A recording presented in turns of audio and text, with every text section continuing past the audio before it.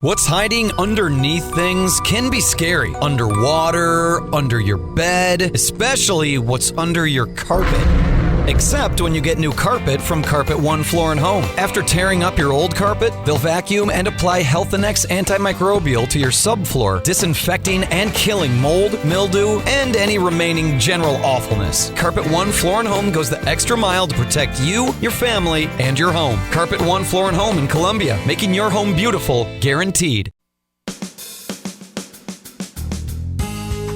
Good morning and welcome to Radio Friends on Tuesday, March 10th. Suzanne Opperman is with us. You know, we've been talking about smart recovery for some time on Radio Friends. Suzanne is smart recovery.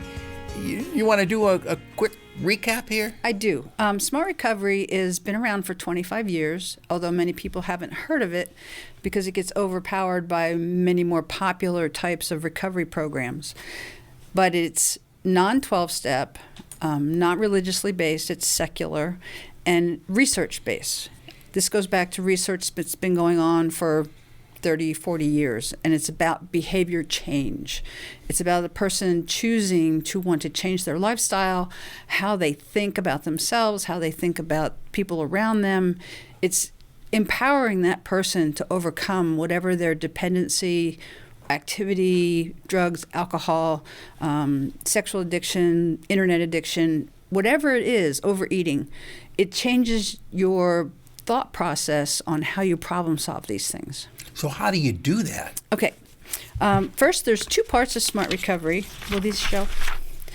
There's the family and friends version, which is for all those who have someone in their life that has dependencies. Mm-hmm. And then the other one is for people in recovery. So they're helping both groups because both of them are going to be in recovery. Right. Because it's a very traumatic thing to experience by both family and friends and the person with dependencies. Yeah. So and sometimes it could even be harder on the family. That's what I mean. That's the family and friends. Oh, yeah, definitely. Yeah, it's agonizing. Then the tools. The tools. Well, they have about 15 different tools, and this one is called an ABC. A is the activating event. What is it that made you think you wanted to get mad, or you wanted to drink, or you wanted to go spend money, or you wanted to eat? What is that thought? Then it's analyzing your belief about those thoughts. Oh, if I do that, I'm going to feel better. Well, really? So then it's looking at the consequences. That's the C. If I go ahead and do whatever my dependency is, how am I going to feel about that after the fact? Well, I'm not going to feel very good because I chose the same thing again. So then we go back to what were your beliefs when you decided to do that dependency. We teach them to stop and think and go past actually using or eating or spending and how that's going to look down the road. So count to 10, decide what it is that you really want to feel, what your goals are in the long run. Is it really matching your goals of working, taking care of family, having good health? So it helps them to think through the process. So what you're saying is stop acting impulsively if you have a situation like that, and try to analyze what the effects are going to be for your actions. And it's a process. It's something that they have to practice. When it happens, they're going to slip, and that's human nature. You don't learn to ride a bike the first time you get on. It's human to make mistakes. Right. You learn from your mistakes. But you have to realize that there is light at the end of the tunnel. Correct. You have to do a little bit of analyzing there. And that is part of the Smart Recovery Program. It's self-discovery. All right. And we meet every Monday evening at the Boone County Government Building. It's at the entrance is at 8th and Ash Streets.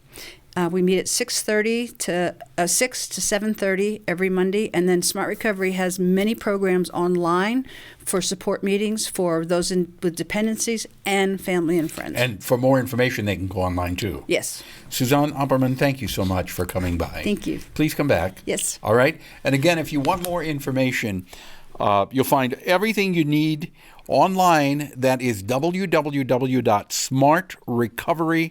One word, smartrecovery.org. And you meet Monday evenings at what time? 6. 6 in the Boone County Government Building. The Boone County Government Building. All right? Thank you so much, Suzanne. Now we're going to kind of lift our spirit a little bit with Professor CHERYL Black from the University MU Theater. Good to have you here. Thank you. It's great to be here. And you're promoting a production called Votes for Women. Yes, I am. This is the year. This is the 100th anniversary. This is the suffrage 100th anniversary of the ratification of the 19th Amendment in 1920, which passed a federal law guaranteeing women the right to vote in America. So what Votes for Women, what's it about? Well, it's not a traditional play. It's sort of modeled on a suffrage pageant. So luckily for us, the suffrage movement was very theatrical, and there was a lot of performance involved. So we're sort of trying to recreate that.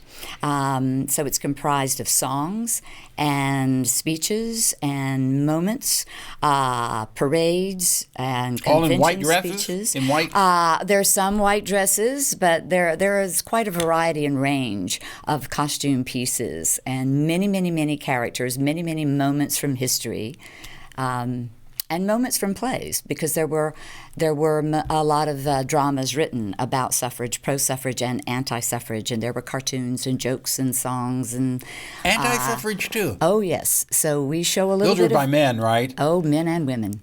Men and Some women did not many. want the right to vote? Many women. I know it's hard to believe, but yes, it's hard to believe. Yes. So you're going to hear from them.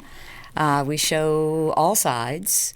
And we start with Abigail Adams, in fact, and her letter to her husband, John Adams, asking him to remember the ladies in 1776. But he didn't. And so that went on for quite some time. We end up with Stacey Abrams and the Fair Fight movement because the story isn't over.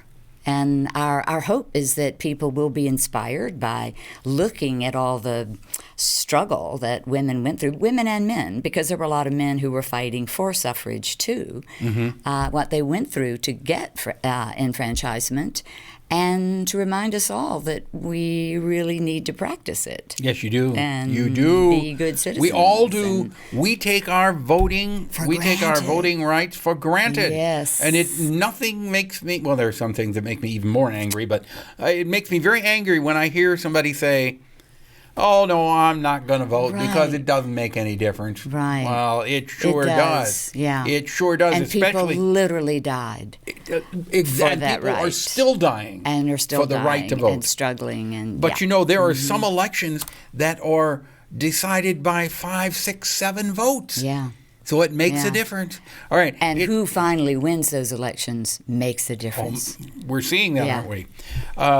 Votes for Women. That production is when? It is March 11th. We open March 11th and run through March 15th. Okay, so you open tomorrow and run through the 15th. That's It's right. Votes for Women at where? Rhynsburger Theatre. Okay. On the MU campus on Hitt Street. All right.